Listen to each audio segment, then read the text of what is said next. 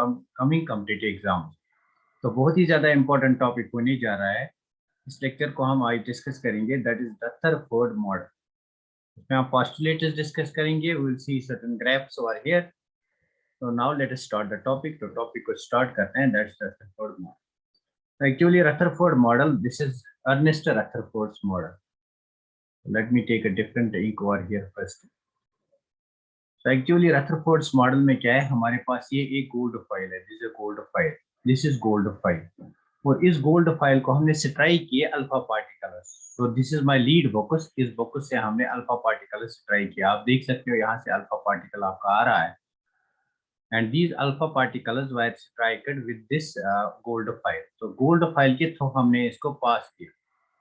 This is metal, तो metal की एक फाइल है, दिस इज गोल्ड फाइल। और इस गोल्ड फाइल के बैक में हमने एक स्क्रीन रखी, दिस इज स्क्रीन। इस स्क्रीन को आप देख सकते हो, this is zinc sulphide screen. So this screen is your zinc sulfide screen. This screen is your, this is zinc sulfide screen. You can see over here, this is zinc sulfide screen. So this is a lead focus. तो इस lead focus में हमने alpha particles दिए, इन alpha particles को strike किया basically this gold foil पे, and we have certain number of observation. तो यहाँ पे कुछ ऑब्जर्वेशंस आई, उन्हीं ऑब्जर्वेशंस को हमें डिस्कस करना है। ये जो अल्फा पार्टिकल है, see it is radio active simple emits. तो हमने यहाँ पे एक रेडियो एक्टिव सिंपल लिया। इस लीड फोकस में हमने एक रेडियो एक्टिव सैंपल लिया, रेडियो एक्टिव सैंपल से हमें अल्फा पार्टिकल्स मिल गए। सो what is an alpha particle? अगर अल्फा पार्टिकल की बात करेंगे, it is alpha particle, it's having atomic number 2 and it's having mass number 4। Basically it is your helium nucleus. so it is just like your helium nucleus. so this is your alpha particle। तो alpha particle इस gold foil पे हमने strike किए, and इसके पीछे हमने एक screen रखी। ये स्क्रीन जो है, it is made up of zinc sulphide. Zinc sulphide बोले तो it is phosphorescent, it is fluorescent screen. Fluorescent screen is one which glows.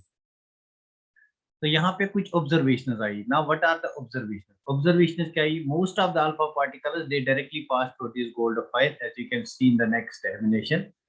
Most of the alpha particles they directly pass. Now see, this alpha particle directly passes, this directly passes, this alpha particle directly passes. Most of the alpha particles directly pass through this gold fire, and some of the alpha particles they are deviated at small angles. So this is the small angle, this is the angle through which they are deviated, this angle. This is called a scattering angle. तो इस theta को हम scattering angle कहते हैं। तो यहाँ पे हमें एक टर्म पहले आ गई कि scattering angle क्या होता है। यहाँ पे हमें scattering angle आ गई। Now what is scattering angle? Scattering angle को हम यहाँ पे थीटा से मेजर डिनोट करते हैं। इस scattering angle हमें बताता है कि कितना ये स्कैटर हुआ, कितनी डिफ्लेक्शन हुई। तो दिस इज स्मॉल डिफ्लेक्शन। यहाँ पे आप देख सकते हैं कुछ अल्फा पार्टिकल्स लार्ज डिफ्लेक्शन दिखा रहे हैं, मतलब यहाँ का थीटा वैल्यू जो है दैट्स लार्ज, यहाँ का थीटा वैल्यू जो है that is small. And some of the alpha particles they retrace their path. You can see this alpha particle, it retraces its path. So these are certain observations. In observations को Rutherford ने explain किया।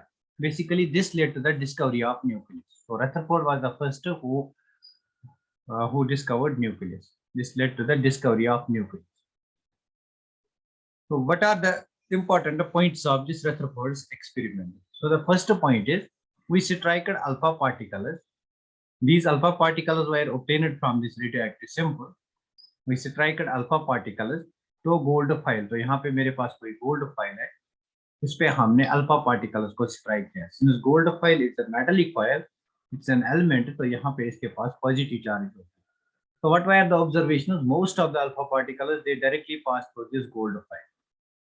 What does this mean? Most of the alpha particles directly pass through this gold file. इसका मतलब क्या है? इसका मतलब यह है कि जो हमारे पास एक गोल्ड फाइल है, जो हमारे पास ये मेटल है, जो हमारे पास ये गोल्ड फाइल का एटम है, most of the space inside the atom is empty. So first observation is most of the space inside the atom is empty. Most of space inside the atom is empty. This is the first observation. यहाँ पे important factor जो है, important चीज जो है, that is कुछ alpha particle, some of the alpha particle, ये वाला alpha particle it retraced its path, ये इसी पाथ से वापस आता है एट एन एंगल ऑफ 180। तो how many alpha particles actually out of 20,000 alpha particles, out of 20,000 alpha particles only one retraced its path, only one retraces its path. What does this mean? तो इसका मतलब क्या है? ये जो आपका alpha particle है इट्स पॉजिटिवली चार्ज, तो मतलब ये जो पॉजिटिव चार्ज है ये इस पॉजिटिव चार्ज से रिपल करती है. Since out of 20,000 only one alpha particle retraces its path means that ये जो आपका ये पॉजिटिव चार्ज यहाँ पे एटम में है it's very very small in size. This positively charged part it is very very small in size. Mean जो ये पॉजिटिवली चार्ज्ड पार्ट है जिसको न्यूक्लियस कहा गया है it is very very small in size. It means that जो आपका nucleus है it is very very small. Size of this nucleus it is very very small. Size of nucleus is very very small as compared to the size of the whole atom. तो कितना small है ये हम अभी देखेंगे. Size of nucleus is very very small as compared to the size of whole atom. तो number third observation हमारे पास क्या आई from Rutherford experiment. Number third observation आई some of the alpha particles are scattered at a certain angle. यहाँ पे alpha particle scatter हुआ, यहाँ पे अल्फा पार्टिकल स्कैटर हुआ, means some of the alpha particles they are scattered. These are three observations. Some of the alpha particles are scattered और scattered at a certain angle. At a certain angle called scattering angle we denoted by theta. लेकिन हमें बात क्या करनी है, ये तीन चीजें आपको एग्जाम में नहीं पूछी. आपको एग्जाम में क्या पूछा जाएगा हम उस पर बात करेंगे. तो चलो उसकी बात करते हैं. आपको एग्जाम में क्या पूछा जाएगा तो देखो गौर से देखना. मैं यहाँ पे क्या बनाऊंगा, मेरे पास एक एटम है दिस एन एटम. बहुत ही इंपॉर्टेंट है ये चीजें जो मैं आपको बताने जा रहा हूँ. तो ये मेरे पास एटम है, इसके सेंटर में न्यूक्लियस है. This nucleus is positively charged part. Nucleus is positively charged part. It contains neutrons as well. So these protons and neutrons they are collectively known as nucleons. This nucleus contains almost whole mass of the atom. So whole mass of the atom is concentrated within the nucleus. ये भी हमें Rutherford ने बताया. तो यहाँ पे हम इसको पॉजिटिवली चार्ज, ये मेरे पास कोई पार्टिकल है, this is a positively charged particle. तो कौन सा पार्टिकल है? Alpha particle. मैं यहाँ पे इसको अल्फा पार्टिकल से ट्राई कर रहा हूँ. तो समझने की बात यह है कि अगर ये पार्टिकल है तो इसके पास मास है, मास m. सिंस मैं इसको स्ट्राइक कर रहा हूँ therefore it moves with the velocity v. तो मुझे बता जब भी कोई ऑब्जेक्ट, जब भी कोई पार्टिकल मूव कर रहा है तो उसके पास कौन सी एनर्जी होगी? टेल मी कौन सी एनर्जी यहाँ से इस अल्फा पार्टिकल के पास होगी. जब ये अल्फा पार्टिकल यहाँ पे स्ट्राइक कर रहा है मतलब यहाँ से अल्फा पार्टिकल आपका निकल रहा है, इस अल्फा पार्टिकल की मास m है and it moves with the velocity v. तो इसके पास एनर्जी होगी. कौन सी एनर्जी होगी? वेरी गुड, इसके पास काइनेटिक एनर्जी होगी. तो यहाँ पे मैं कहूंगा जो इसके पास, इस पार्टिकल के पास एनर्जी होगी that's kinetic energy. So we know that this kinetic energy is equal to 1/2 of mv square, isn't it? अब आपका अल्फा पार्टिकल आगे जा रहा है, तो आगे जो ही ये आगे जा रहा है यहाँ से पॉजिटिवली चार्ज्ड पार्ट सेंटर में है. तो because of this positively charged part this positive charge will suffer repulsion. तो बेसिकली क्या होगा, एक स्टेज आएगा जहाँ पे आपके अल्फा पार्टिकल की काइनेटिक एनर्जी मतलब ये रुक जाएगा यहाँ पे इससे आगे ये नहीं जाएगा बिकॉज अट्रैक्शन नहीं होगी क्योंकि यहाँ से रिपल्शन होगी इस न्यूक्लियस से.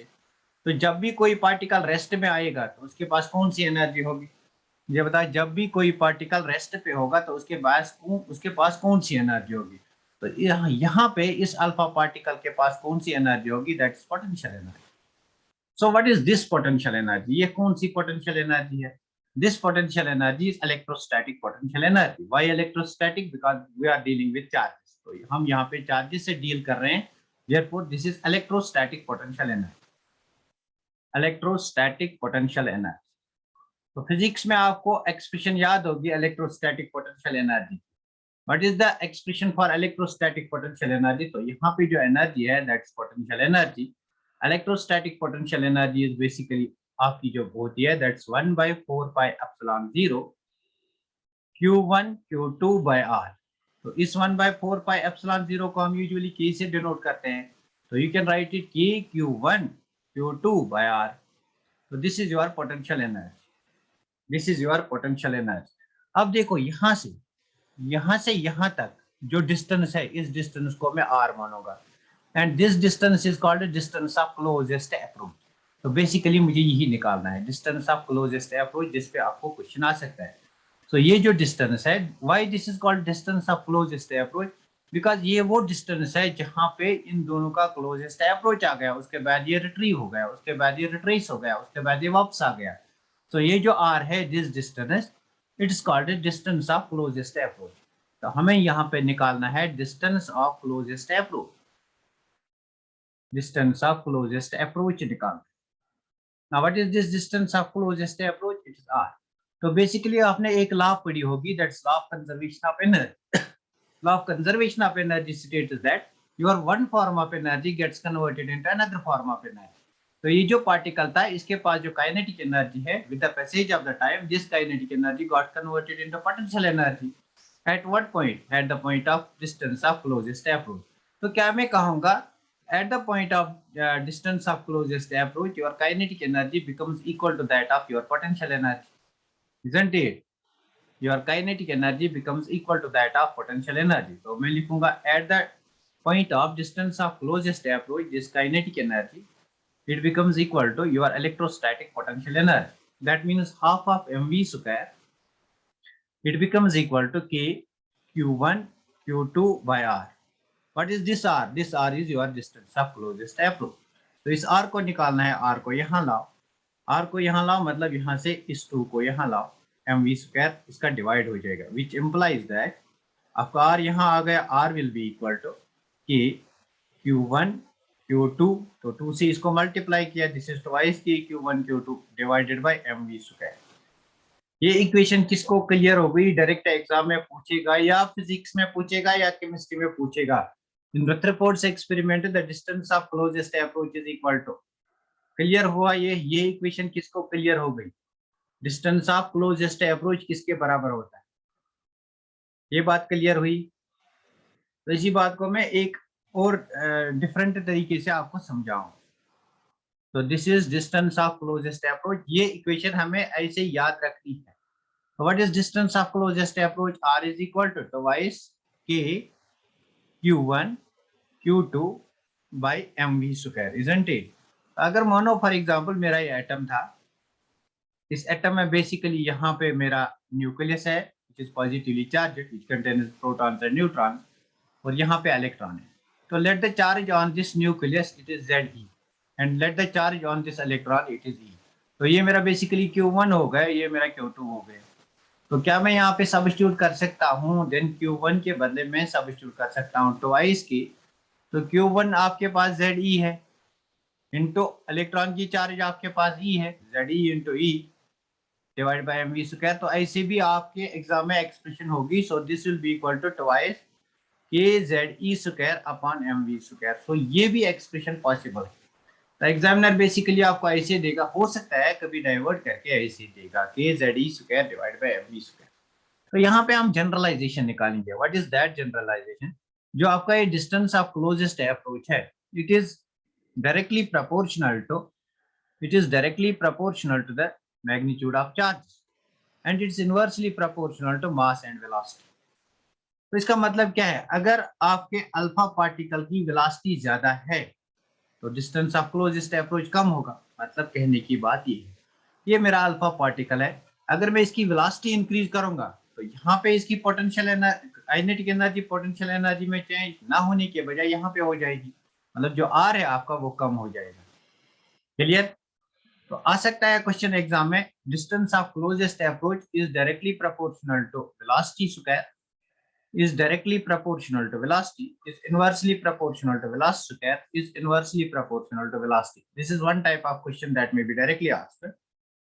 और आ सकता है distance of closest approach is directly proportional to the product of charges, is inversely proportional to the product of charges q1 q2, distance of closest approach is equal to q1 by q2 and distance of closest approach is directly proportional to q2 by q1.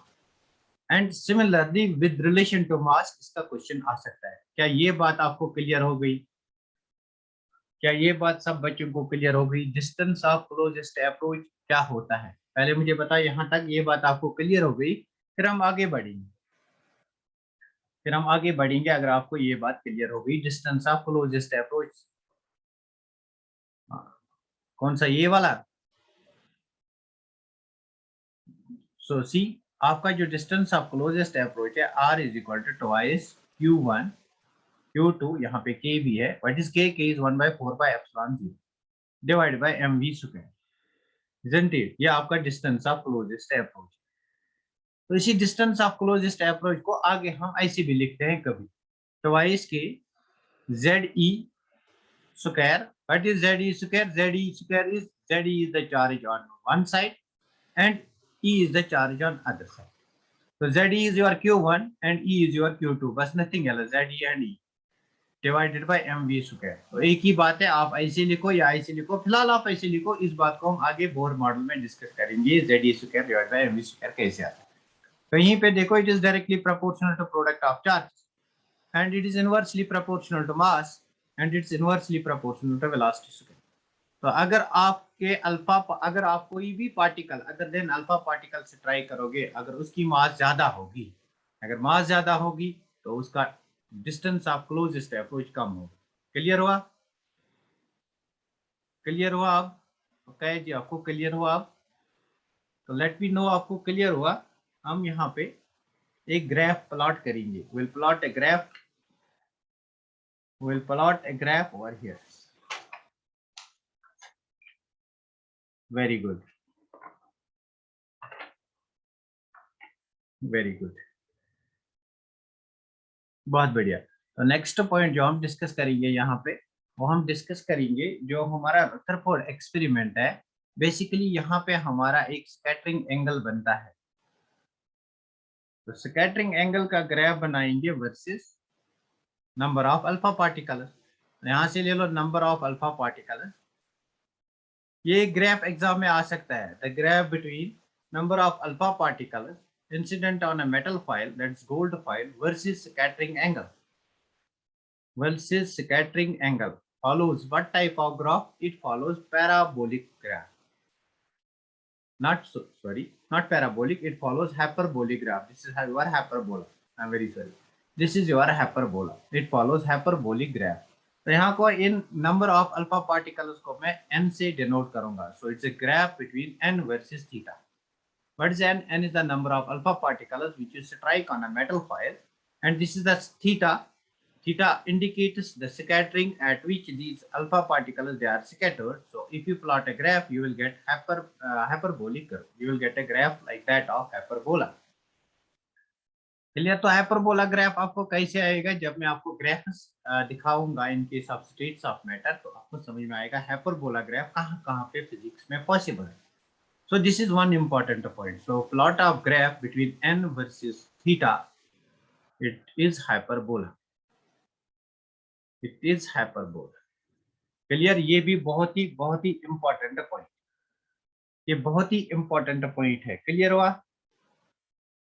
Now what are the identifications of Rutherford scattering equation या Rutherford scattering experiment? तो identification देखो, इससे हमें क्या क्या identification हुई? Identifications of Rutherford scattering experiment। Identification first मतलब kinetic energy, हम इसकी काइनेटिक एनर्जी देखेंगे, kinetic energy of alpha particle, kinetic energy of alpha particle.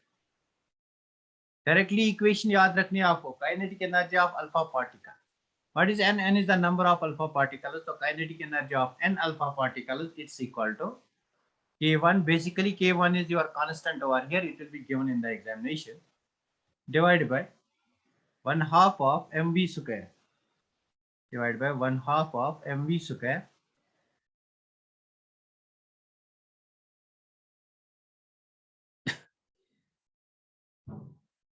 Whole square. तो यहाँ पे आपको होल स्क्वायर भी लगा।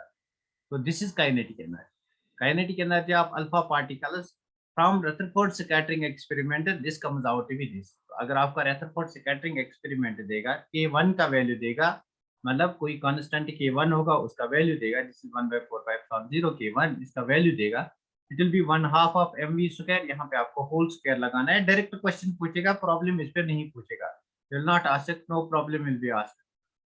तो बेसिकली प्रॉब्लम अगर पूछेगा वो आईआईटी वालों को पूछेगा, आपको नहीं पूछेगा। तो सेकंड हमारे पास है scattering angle theta, scattering angle theta, scattering angle theta, since n is the number of alpha particles, so we'll see its relation with scattering angle theta। तो it's equal to K2. What is K2? K2 basically आपका यहाँ पे एक constant होगा sin 4 theta by 2. So this is direct relation which may be asked in the examination. K2 sin 4 theta by 2. K2 sin raised to power 4 theta by 2. Number third generalization is nuclear charge. Nuclear charge, ये तीन equations आपको याद रखते हैं, कभी exam में पूछिए. तो nuclear charge of n alpha particles which strike on the gold foil, it's equal to K3. This is actually your constant into Ze square. So this is very simple, where K1, K2 and K3 are your constants. K1, K3, K2 and K3 are constants. Basically n over here, what's n? Number of alpha particles. Theta is the scattering angle, and this is your kinetic energy, and this Ze, it is the charge on the, it is nuclear charge, that is charge on the nucleus. ये तीन formula जो है ये आपको याद रखने हैं. मुझे नहीं लगता है इन पे क्वेश्चन आएगा, बट स्टिल अगर आप याद रखोगे, फिजिक्स में मत आएगा इन पे क्वेश्चन, बिकॉज एटॉमिक फिजिक्स में आपको यही एक बार फिर पढ़ना है. तो फिजिक्स और केमिस्ट्री को रिलेट करके मैं पढ़ा रहा हूँ एटॉमिक स्ट्रक्चर को, इसलिए बेटर है कि आप इनको याद रखें. क्लियर? क्या यहाँ तक बात क्लियर हो गई? तीन इक्वेशंस है, ये आपको याद रखते हैं. इन इक्वेशंस को नोट डाउन करो. Note down these equations, these are three important equations. तो पूछेगा kinetic energy of alpha particle, क्या पूछेगा scattering angle, relation between scattering angle and number of alpha particles, या relation between number of alpha particles and nuclear charge. Is it clear? तो let me know if it is clear. मैं आगे चलूंगा. Will determine diameter of this nucleus and radius of the nucleus, उसके बाद volume of the nucleus.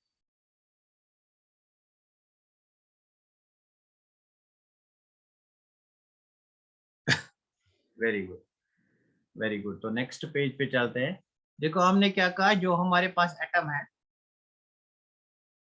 Atom के centre में nucleus होता है, और हमने कंफर्म किया कि size of the nucleus is very very small, because only one alpha particle out of 20,000 radius far. तो कितना स्मॉल है? तो you can compare it with a large playground. तो आप इसको कंपेयर कर सकते हो विद अ प्लेग्राउंड. तो मेरे पास ये प्लेग्राउंड है, दिस इज अ प्लेग्राउंड. तो प्लेग्राउंड के सेंटर से आप हर एक साइड में 1 किलोमीटर जाओ, यहाँ भी 1 किलोमीटर जाओ, यहाँ भी 1 किलोमीटर जाओ, यहाँ भी जाओ, यहाँ भी जाओ. तो जितना आप दूर जाओगे, सेंटर दूर से अगर आप देखोगे, आपको ये सेंटर कितना स्मॉल नजर आएगा. तो दैट इज द न्यूक्लियस. और this whole playground it's atom, but this centre of this playground it is your nucleus. तो यहाँ से आप अंदाजा लगा सकते हो कि हमारा जो एटम का न्यूक्लियस है ये कितना स्मॉल है. तो this is your nucleus and this whole is atom. This whole is atom. तो एक प्लेग्राउंड के जैसे आप इसको कंसिडर करो. एक प्लेग्राउंड को देखो, उस प्लेग्राउंड के सेंटर में कोई डॉट रखो, जो उसका सेंटर होगा दैट इज द न्यूक्लियस, और जो होल प्लेग्राउंड है that is your atom. So that's it. Let us determine the volume of the nucleus. तो मैं ये कहूंगा ना कि volume of the nucleus is very small as compared to the volume of the atom. तो point number 1 लिखो, volume of nucleus, volume of nucleus it's very very small as compared to volume of atom. Volume of atom. This is first point, very important point. तो बस अब हमें निकालना है diameter, इन दोनों diameter का रेशियो. तो nucleus has a diameter of, मैं न्यूक्लियस की बात करूंगा.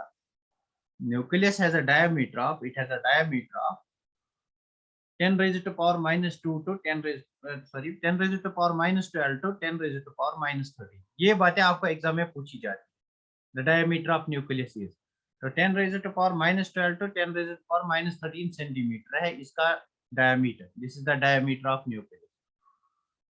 तो nucleus has a diameter of 10 raised to power minus 12 to 10 raised to power minus 13. बहुत ही इंपॉर्टेंट है, स्टार बार करके लिखो.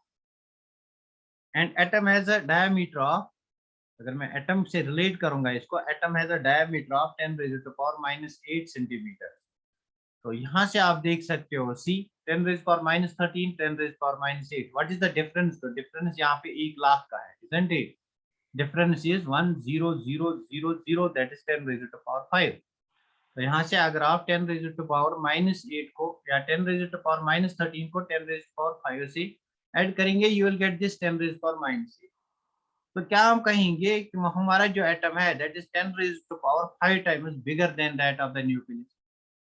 क्या हम कहेंगे जो हमारा एटम है यहाँ पे -8 है, -13 है, atom is 10 raise to power 5 times bigger than that of nucleus, isn't it? तो यहाँ पे लिखो an sorry an atom is 10 raised to power 5 times, that's 1 lakh times bigger than that of nucleus, isn't it? It's bigger than that of nucleus. तो यहाँ से आप अंदाजा लगाओ कितना स्मॉल आपका न्यूक्लियस है, bigger than that of nucleus, 10 raised to power 5 times than that of nucleus. तो यहाँ से अगर हम निकालेंगे इनका ratio of diameter of this nucleus and diameter of atom, तो लिखो ratio of diameter of nucleus D of nucleus divided by D of atom, तो किसके बराबर आएगा? It will come out to be 10 raised to power 5. So this is 10 raised to power -8, this is 10 raised to power -13, so it will come out to be 1 by 10 raised to power 5, isn't it? तो यहाँ से लिखो, अगर आपको अंदाजा नहीं होता you can write it like this, 10 raised to power -8 into plus 10 raised to power -5. तो -8 को -8 से काटो, it is 10 raised to power -5, 10 यहाँ पे इंटू होगा, इट्स -10 raised to power -5, अगर इसको ऊपर ले जाओ it is 10 raised to power 5.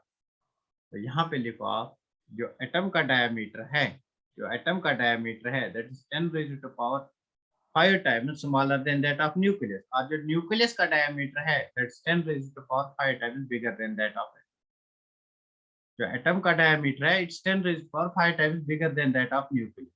तो यहाँ से आप लिख सकते हो कि एटम का डायमीटर जो है दैट इज, मैंने यहाँ पे गलत लिखा, this is atom and this is nucleus, that's why गलती कहने में भी होगी। तो मैं एक बार फिर लिखूंगा इसको, diameter of atom divided by diameter of nucleus, तो it's equal to 10 raised to power 5।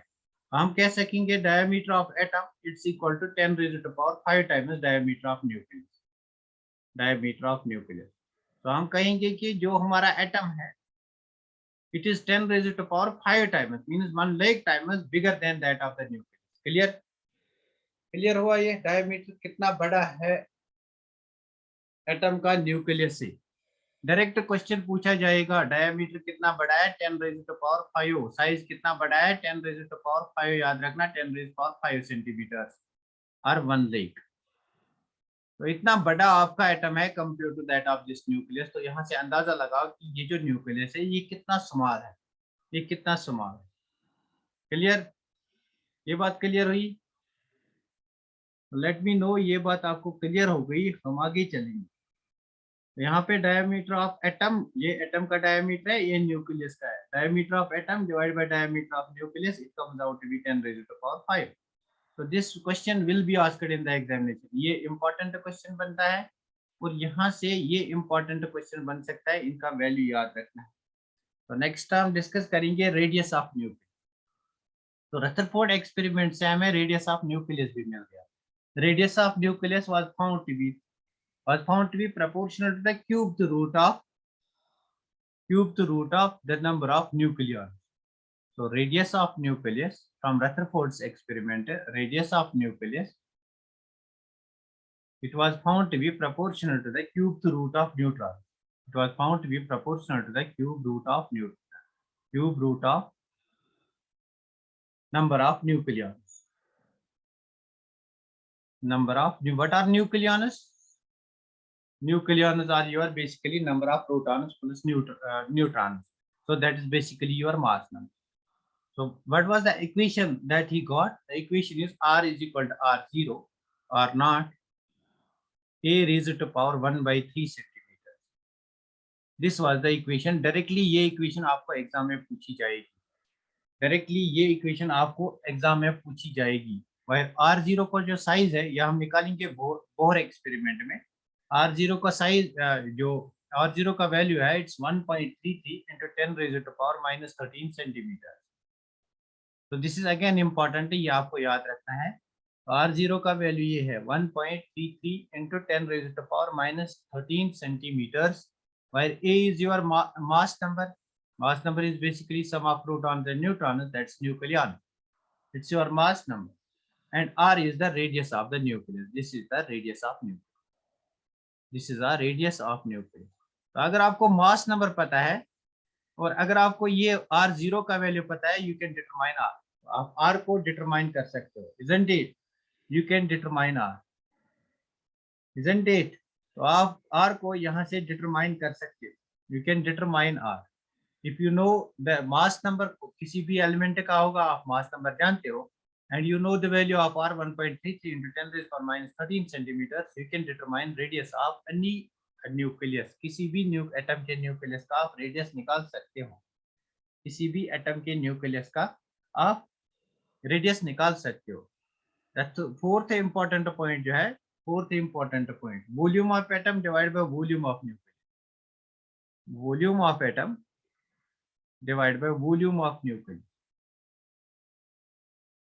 तो what will be this equal to, volume of atom किसके बराबर होगा? डायमीटर कितना है? Diameter is 10 raised to power minus 8। तो basically atom is treated as a sphere, तो volume will be 4/3 pi r cube. तो यहाँ पे भी 4/3 पाई आर क्यूब आप लिखो, और यहाँ पे भी 4/3 पाई आर क्यूब। तो बेसिकली आपका 4/3 pi and pi will get cancelled. तो this will be r of atom, this will be r of nucleus. ना डायमीटर और एटम में, डायमीटर और रेडियस में कौन सी रिलेशनशिप है? d is equal to 2r। ये आपका न्यूक्लियस है, वही स्फेरिकल स्फीयर है, तो यहाँ से यहाँ तक डायमीटर है, यहाँ से यहाँ तक रेडियस r है, यहाँ से यहाँ तक रेडियस r है, this is diameter d। So your d is equal to 2r, isn't it? अगर r को निकालना है, r will be equal to d/2, isn't it? तो मैं लिखूंगा r ऑफ एटम, यहाँ पे इसको लिखूंगा मैं, this r of atom, this is r of nucleus. तो इसको मैं लिखूंगा d/2, isn't it, of atom, और इसको मैं लिखूंगा d/2 of nucleus, isn't it? इसका क्यूब और इसका क्यूब। तो बस बेसिकली आप टू और टू को यहाँ पे कैंसिल करो। सो d of atom divide bye d of nucleus का वैल्यू लेना है। What is d of atom? 10 raised to power minus 8, इसका cube, divided by what is d of nucleus? 10 raised to power minus 13, इसका cube. So this will be basically volume of atom divided by volume of nucleus. This will be the ratio of volume of atom divided by volume of nucleus. इस चीज को अगर आप solve करोगे, ये किसके बराबर आएगा? 8 3s are 24, so this is 10 raised to power minus 24। 13 3s are 39, so this is 10 raised to power minus 39। इसको सॉल्व करो, it will come out to be 10 raised to power 15। So this is again very very important, volume of atom और volume of nucleus. तो therefore we can write volume of atom जो है, volume of atom, it is equal to 10 raised to power 15 times volume of nucleus. तो this is very very important, volume of nucleus बहुत ही important है, this is very very important. तो basically यहाँ पे confusion होता है, वॉल्यूम और डायमीटर अलग अलग है। Diameter is 10 raised to power 5 times, but volume is 10 raised to power 15 times. That's why confusion यहाँ पे होता है, ये क्वेश्चन पूछा जाता है। बताओ मुझे ये किसको क्लियर हुआ कि वॉल्यूम कैसे निकालते हैं? इसको क्लियर हुआ कि कैसे हम इसका वॉल्यूम निकालेंगे, and it will come out to be 10 raised to power 15 times volume of nucleus. इसको क्लियर हुआ? इसको ये बात क्लियर होगी? Very good. Volume of nucleus is 10 raised to power 5 times, 10 raised to power 15 times. Very good, बहुत बढ़िया। जो अब तक हमने बात की, हमने बात की कि जो डायमीटर ऑफ एटम है, डायमीटर ऑफ एटम, और हमने बात की वॉल्यूम ऑफ एटम, और हमने बात की रेडियस ऑफ न्यूक्लियस की, isn't it? Radius of nucleus. तो इन तीन चीजों को याद रखना है। Diameter of atom is 10 raised to power 5 times diameter of nucleus. It is in centimetres, so this is again in centimeters। volume of atom is 10 raised to power 15 times volume of nucleus। ये हमने अभी determine किया, how is it? तो radius of the nucleus को हमने देखा, this r is equal to r0 into a raised to, what is a is your mass number raised to power 1/3, that's cubed root of mass number। इस r0 का value पता होना चाहिए, 1.33 into 10 raised to power minus 13 centimetre. एक और बात हमें याद रखनी है, that is diameter of atom, this is diameter of atom, ये आपके पास 10⁻⁻8 है, एंड डायमीटर ऑफ न्यूक्लियस ये आपके पास 10⁻⁻13। क्लियर? ये बातें बहुत ही इंपॉर्टेंट है, और जो ग्राफ मैंने बनाया दैट्स वेरी इंपॉर्टेंट। अब देखेंगे what are the drawbacks of this model. तो ड्रॉबैक्स क्या है इस मॉडल? देखो हमारे पास इलेक्ट्रोमैग्नेटिक रेडिएशन थ्योरी आ गई, ईएमआर। बेसिकली ईएमआर क्या कहता है, अगर हमारे पास कोई भी एक्सेलरेटेड चार्जेड पार्टिकल है, एक्सेल, या आप फिजिक्स में भी पढ़ोगे एक्सेलरेटेड चार्जेड पार्टिकल, तो what is the property of this accelerated charged particle, मुझे बताओ, what is the property of this accelerated charged particle? What is the property of accelerated charged particle? Physics का previous year question है ये। What is the property of accelerated charged particle? Very good, it emits radiation, it emits energy, it emits radiation, it emits radiation। तो आपका atom जो है, this is an atom, atom के बीच में आपका nucleus है, न्यूक्लियस पे पॉजिटिव चार्ज है, यहाँ पे आपका इलेक्ट्रॉन है, तो इन दोनों के बीच में फोर्स ऑफ अट्रैक्शन है, बेसिकली यहाँ पे आपका F है। तो whenever force exists there is acceleration, force is equal to mass into A, तो यहाँ पे acceleration है, since this particle is moving, यहाँ पे acceleration generate हो गई। acceleration के लिए जरूरी है ना velocity vector होना चाहिए, तो कहाँ से velocity vector आएगा? Basically when this electron will move it will form a tangent over here, तो यहाँ से इस इलेक्ट्रॉन का टेंजेंट बनेगा। अगर यहाँ इलेक्ट्रॉन होगा तो tangent will be like this, अगर यहाँ इलेक्ट्रॉन होगा tangent will be like this. तो this is the velocity vector. तो अगर change in velocity with respect to time होगा दैट्स योर एक्सेलरेशन। तो बेसिकली ये जो एटम है इसमें जो इलेक्ट्रॉन रिवॉल्व करते हैं they are accelerate, they are charged particle, since they are accelerating therefore they will produce radiation. तो जब भी कोई बॉडी इमिट रेडिएशन करती है तो what will happen, what will happen, it will lose energy, the body will lose energy. For example यहाँ पे कोई पर्सन है, ये पर्सन 100 किलोमीटर दौड़ता है, a stage of time will come when this person will finally he will stop, why, because इसकी energy बहुत ज्यादा लॉस कंटिन्यूअसली, यहाँ से एनर्जी इसकी लॉस हो जाएगी। तो इसकी जब कंप्लीट एनर्जी लॉस हो जाएगी फाइनली ये मतलब फाइनली गिर जाएगा। तो similar same is the condition for this electron. So whenever this electron will revolve, it will emit energy. So once it continuously emits energy, at a time it will fall in the nucleus. तो अगर ये electron आपके nucleus में गया तो आपका atom जो है it's unstable, then the atom is not stable. So this results in the instability of the atom. This thing could not be explained by Rutherford. Number second, Rutherford could not explain emission and absorption spectra. Emission and absorption spectra, ये बात रथरफोर्ड ने explain नहीं की। तो मुझे बता किसी को डाउट है आज के क्लास में? ये रथरफोर्ड का एक्सपेरिमेंट था जो हमने क्लियर कर लिया यहाँ पे। किसी को डाउट है आज के क्लास में? किसी को डाउट है आज के क्लास में?